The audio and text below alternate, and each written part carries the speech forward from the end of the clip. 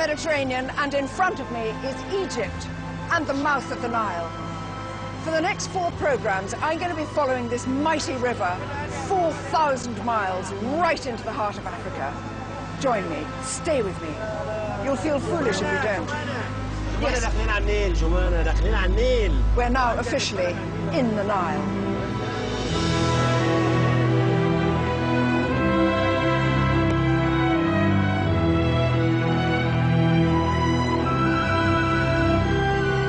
This is just the beginning of one of the most remarkable journeys I've ever made.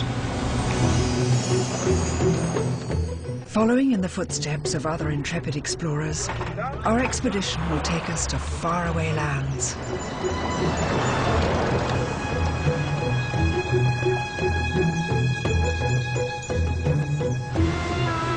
Spectacular scenery.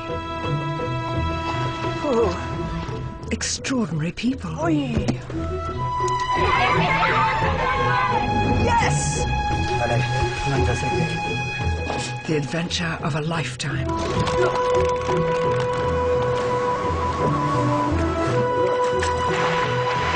And finally, after 60 tough days, I hope to realize my dream, to reach the source of the Nile. Here we are. Oh my gosh!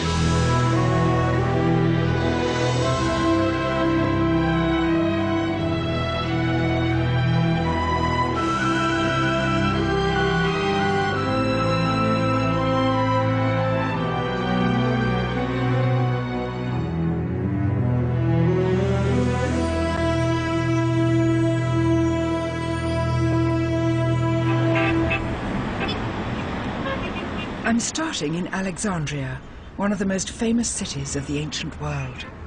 It's played host to history's A-list, founded by Alexander the Great, home of Cleopatra, Egypt's last queen, conquered by Napoleon, and visited by Churchill. So here is this extraordinary continent of Africa. As an army brat, we used to travel out to the Far East and back by ship, and we always came here past Aden, up through the Red Sea, take on a pilot, cross through the Suez Canal. I used to look out to the left and just wonder, knowing that was Egypt, knowing that was Africa, knowing that that was the Nile, which of course you couldn't see. And I've been yearning to see this since I was a little girl sailing to and fro. And we're going to be following this colossal river, not only through Egypt, because people say, you're going on the Nile, how lovely, you'll see Egypt. And you go, Egypt isn't the half of it, it isn't the quarter of it. This journey will take me through 5 countries. From Egypt, we'll cross into the deserts of northern Sudan, where in Khartoum the Nile is joined by the Blue Nile, and we'll take a new direction, following the river into the highlands of Ethiopia. We then rejoin the Nile in war-torn southern Sudan, continuing south through Uganda, pushing on into Rwanda, where my journey on the world's longest river comes to an end.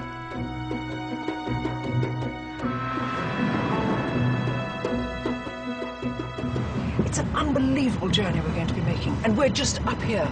That's just the beginning of this 4,000-mile trip. And our first stop is Cairo.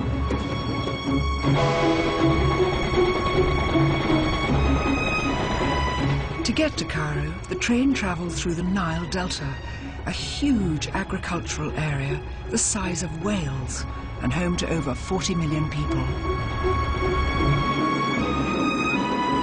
This precious land not only feeds Egypt, but also supplies it with their most famous export, Egyptian cotton.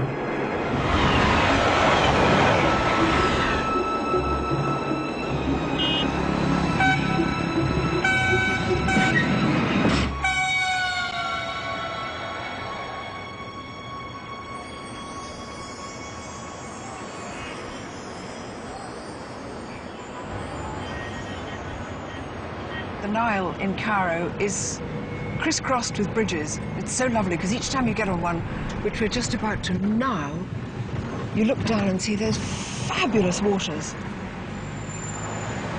Look how wide it is. It's a huge river, and it's got this Nile green, which I haven't got 2 years because tomorrow I set off on the next part of my journey.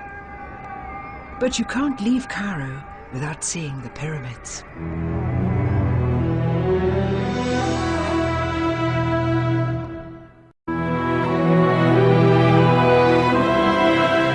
I'm travelling along the world's longest river, the Nile, over 4,000 miles from sea to source. It's the most remarkable journey I've ever made. Wow, it's so busy! It started over a month ago in Egypt. Phenomenal.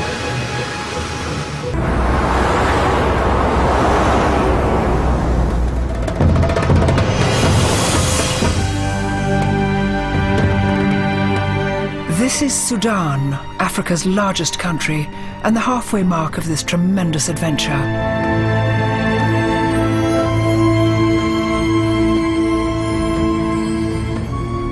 After a week in the desert, I'm looking forward to being back on the river.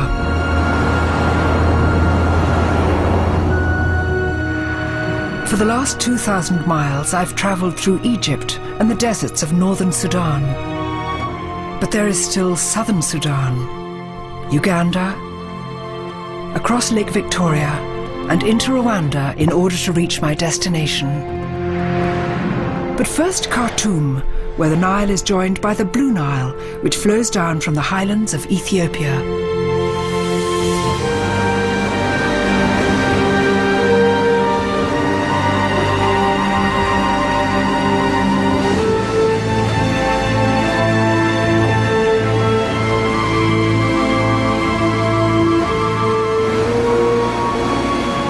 Absolutely thrilling. This is where the two great rivers meet. The Blue Nile, the White Nile. And you can just see the difference here. Almost like a line dividing the two rivers. And I've heard this, it's extraordinary. We all think of water mingling together.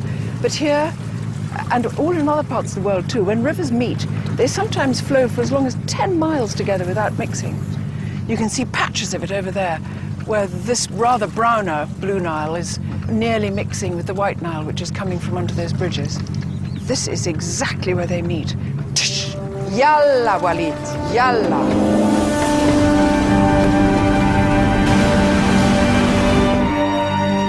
Khartoum's position on the confluence of these two rivers turned it into a rich trading centre for slavery, gold and ivory.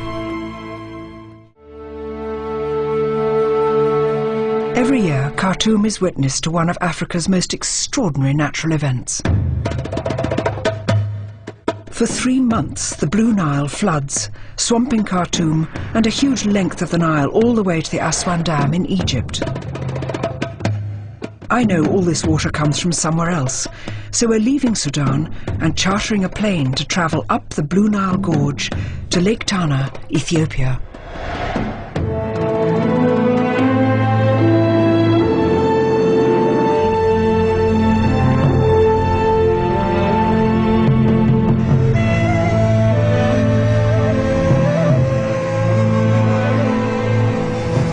Tell me, Captain, is that the Blue Nile down there?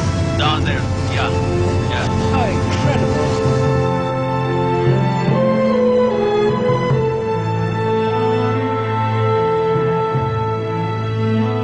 This is one of Africa's largest canyons, a 250-mile-long gorge.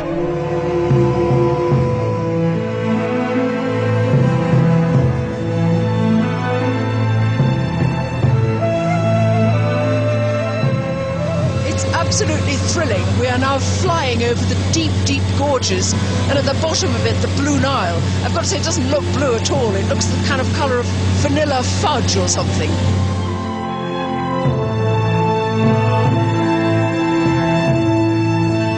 These hills are just, I can't explain it. It's like some twigs with some goat skin thrown over them.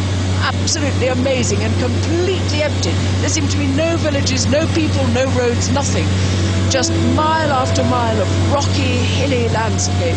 The bottom of it, this amazing river. This gorge has been hewn by the colossal amount of water that thunders through here during the flood.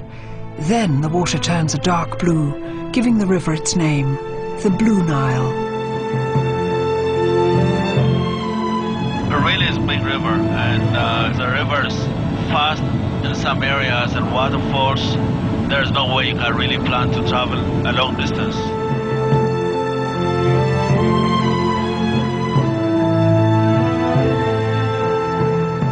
From this height it's difficult to see, but treacherous rapids make travelling on the river extremely dangerous. In fact, so wild is the water that the first descent of the Blue Nile was only accomplished as recently as 1968.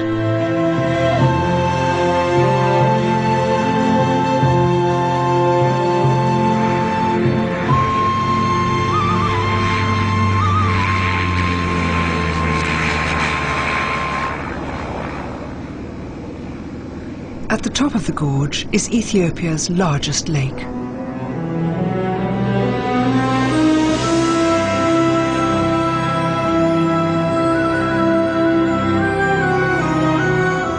"60 rivers pour down the mountainsides into Lake Tana. The ancient Egyptians came here, intent on discovering the source of the flood which gave life every year to their barren deserts.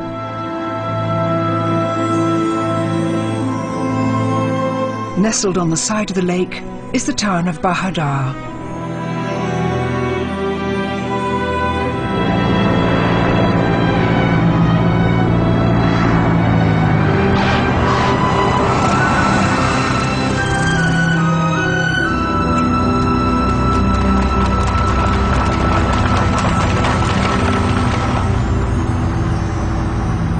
The ancient Greeks claimed to have named Ethiopia, which in their language meant of burnt face. However, I much prefer the local legend that says Ethiopia was named after Noah's great-grandson, Ethiopis. The country is full of surprises.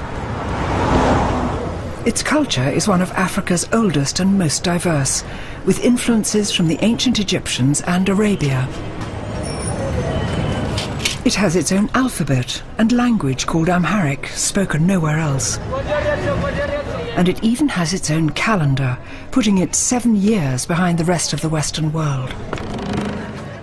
Their culinary treat is a sort of pancake. Known as injera, this is Ethiopia's national dish. The only thing about these injera pancakes is that they have a sort of look of tripe about them, which can put you off, particularly when they come rolled up like wet flannels, like something you'd sort of cleaned the floor with and hadn't wrung out. You don't eat them hot like we eat pancakes hot. You let them cool down. Again, something which our palate might go, what a shame, I'd have loved it hot with maybe some thick cream and honey. But no. You can eat injera with pickles and spices, or in my case, I've gone for potato stew. Thank you. Amaseganalo. Thank you in Amharic is amaseganalo, and it's a really hard word to remember, and we keep forgetting it.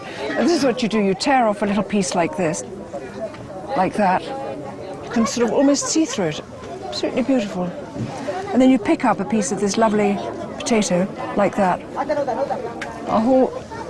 Put it in your mouth, trying to look a bit nicer than that. Injera has a sour, nutty taste, but actually it melts in the mouth. It does look a bit like tripe, sort of smooth on one side, but that very sort of aerated holy bit on this side. It's actually delicious. Is it? Of course, you can't have injera without trying the local brew, tej. Unlike northern Sudan, alcohol isn't banned here. That said, there aren't pubs on every corner, but there are drinking dens called tej houses, hidden, out-of-the-way places known only to the locals. After 2 weeks of not drinking at all in Sudan, I thought it might be, just a night to sort of break the fast, and